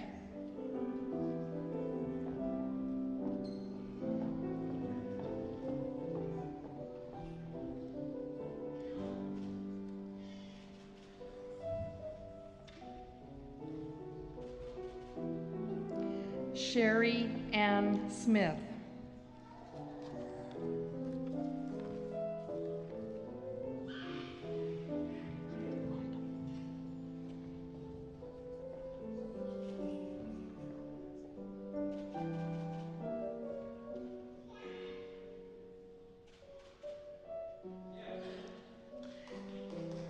Advisor Antara Smith.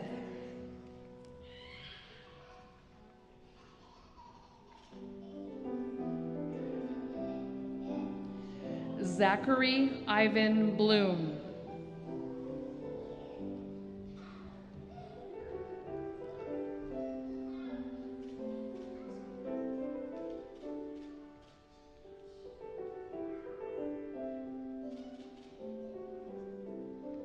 Kaya Lynn Colburn.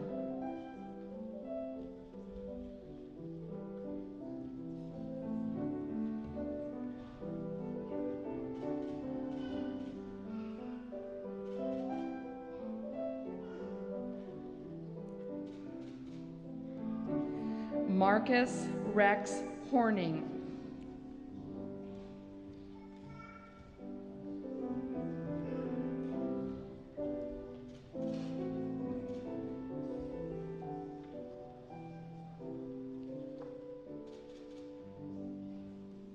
Andrea Michelle Jones.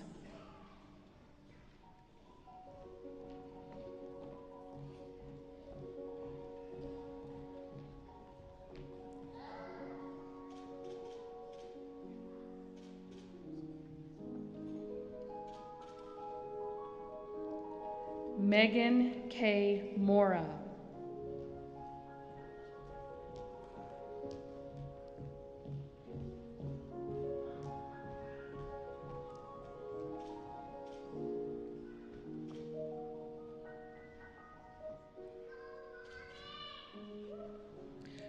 Carly Sienna Wilson.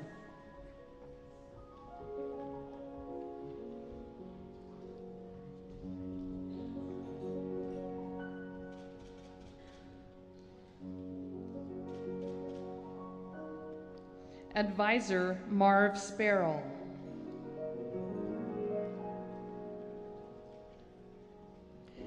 Kelly Anderson.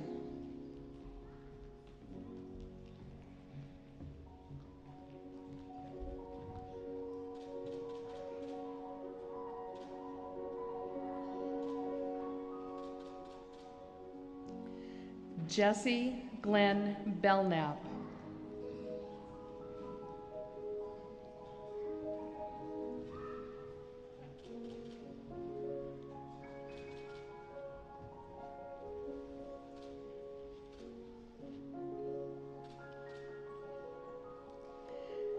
Sarah Margaret Molu.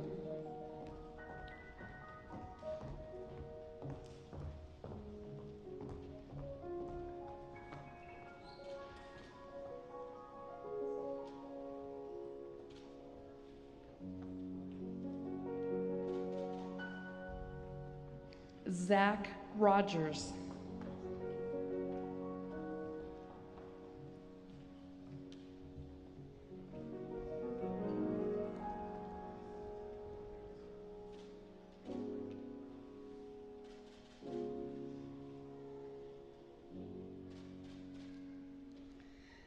Advisor Kent Whitaker.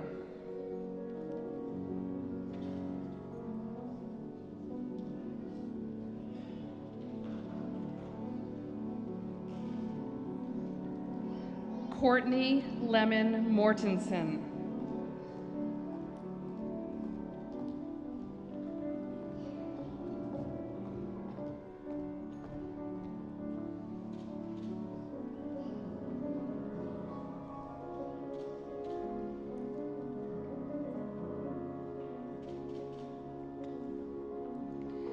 J. Nephi Rato.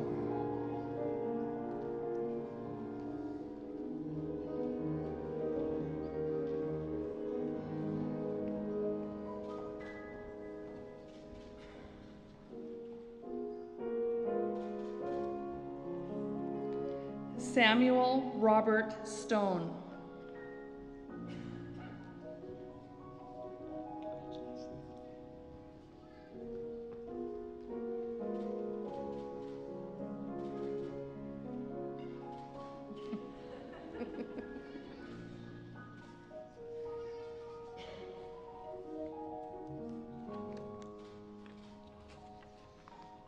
Congratulations, class of 2022.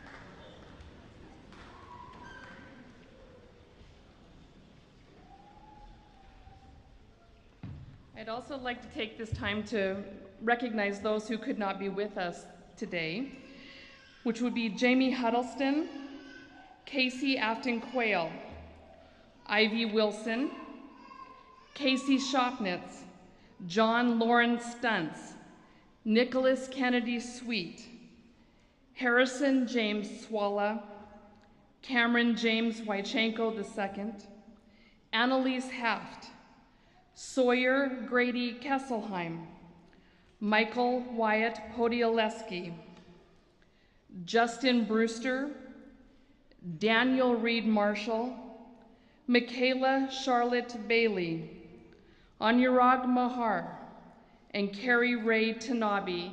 Please give them a round of applause too, and congratulations.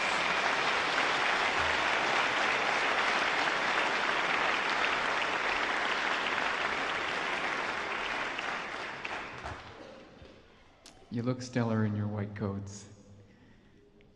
Class of 2022, will you stand, please, and face your family and friends? I present to you the class of 2022.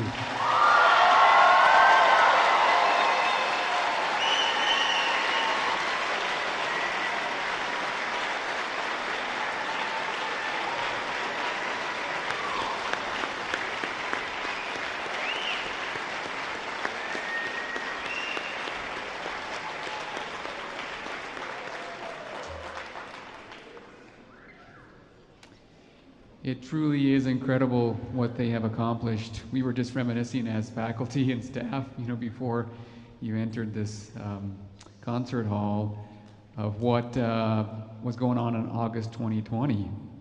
which was when you started, and how we had to quickly adapt to the pandemic, and we threw you all into A groups and B groups. Never been done before in PA education, hopefully never again after that, but you guys have really gone through a lot and accomplished a lot. You know, it's really incredible. Only 1% of the world's population holds a graduate level degree. You are now part of that 1% of the world. Really impressive. So I thought I would give you one last little PowerPoint as we close things out here. In honor of your classmate, Hank Swalla, I'd like to throw in a little wrestling analogy. I love wrestling. I love wrestling because it's like PA school. And for those of you who don't know, Hank was a collegiate wrestler before coming to the PA program. He actually wrestled at powerhouse Iowa State University, the other ISU. But I love wrestling so much because it really is like PA school in that it's 2-minute periods, like a 2-year period, that really requires everything you have in those 2-minute periods. You have to provide all your energy, all your focus, everything you've got. And it's rewarding. It's rewarding physically. In PA school, it's also rewarding mentally. A few months ago, I was wrestling my son, Tanner, who's obviously stronger than me, and a little more skilled at wrestling than his old dad. But this photo reminds me of what it's like to be at the end of PA school. You have a little bloody nose, your hair's a little frazzled, you're trying to get your wits about you a little bit, but it feels good. It feels great because you know you've put everything you've had into it to be successful. All your energy, time, strength, focus, everything, required everything to get to this point. As we conclude and you go on into your careers, I will just leave you with 3 little tips that hopefully will bring some smiles to your face as you carry on as PAs. The first one is this next slide here. If you look at the picture to your right, you'll notice something special.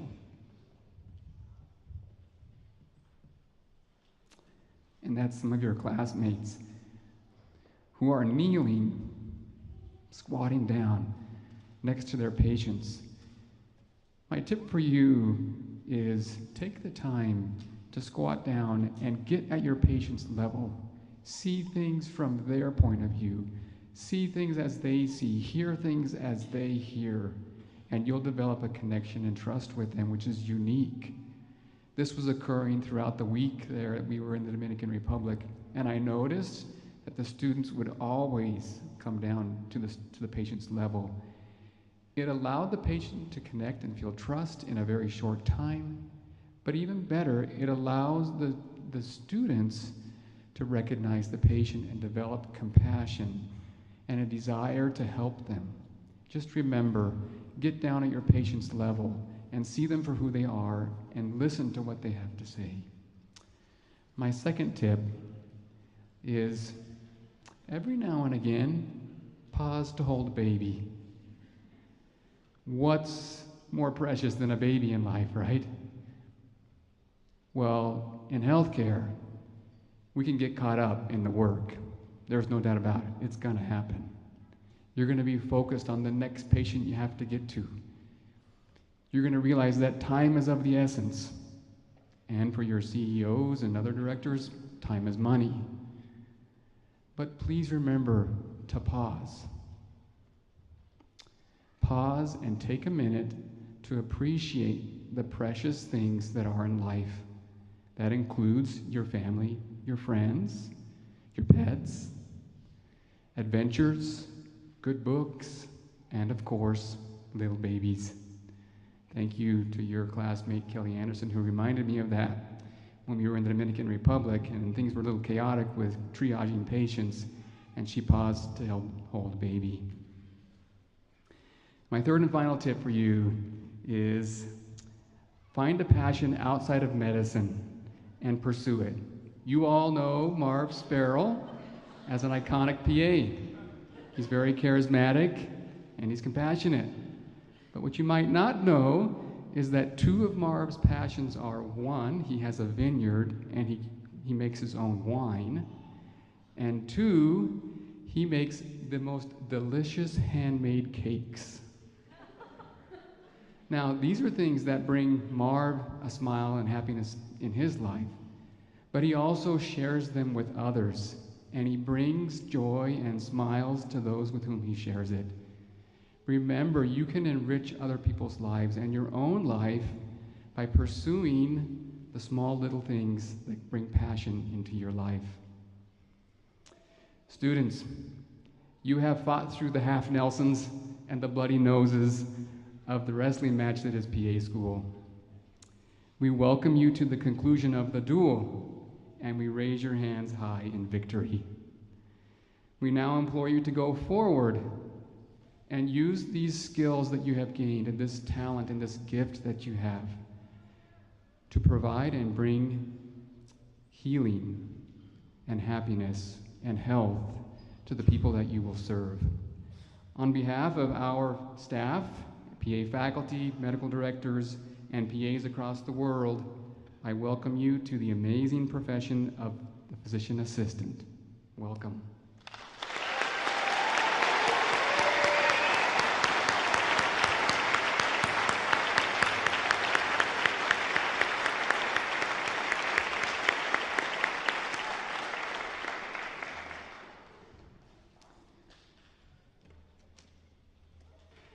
Well, because this is a graduation celebration and not a ceremony with pomp and circumstance, I'm going to follow through with a request from one of your students and show you what my joy feels like today.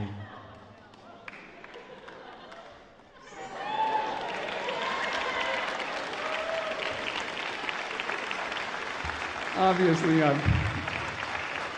I've lost the skills of doing the floss and the gritty that my boys try to tell me how to do, but there is a lot of joy today, and I just want to share that with you and say thank you for bringing joy into our lives and into your families' lives. And again, congratulations. Now, we will excuse the graduates, and they will go and take a picture for their class, and there will be some refreshments out here in the rotunda for you to meet them here in just a few minutes. Again, thank you, and congratulations, class of 2022.